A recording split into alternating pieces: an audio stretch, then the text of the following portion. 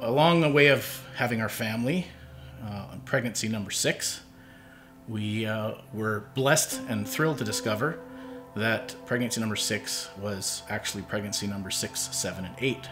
We were pregnant with triplets.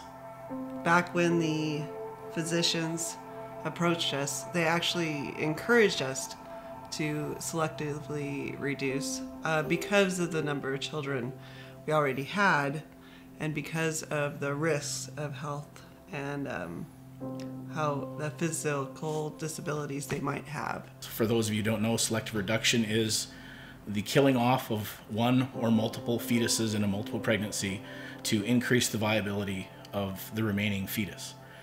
We indicated to them that that was not going to happen, and it's not of interest to us.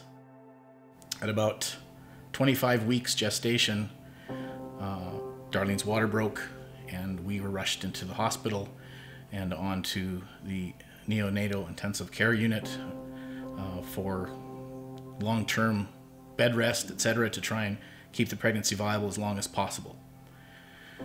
Our triplets had other plans. They arrived on the scene 5 days later at 25 weeks gestation, very premature, and a lot of medical issues.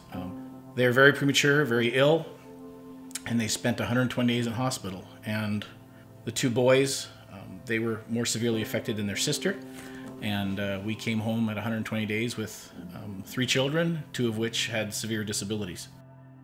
Later on, when it was seen that during those 120 days that, you know, one or both of the boys were struggling every day, one of the nurses approached in the ICU and said it would be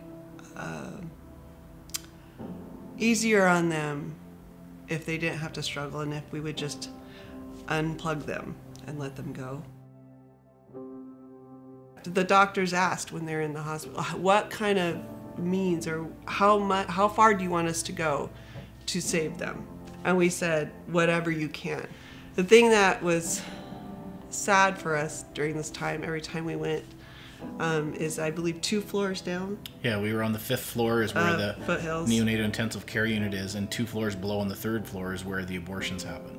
And so here we are having medical technology to its fullest extent being applied to our kids to keep them alive, and 2 floors below us, 30 feet, they're using medical technology to do the opposite. All of this is from the hand of the Lord, in our opinion, and in our belief, and we are blessed by those children who are here today in our lives. They're 17 now. You cannot for a minute comprehend the thought of either one of them not being here today. And that's very important to keep in mind, because it's not about quality of life, it's about life.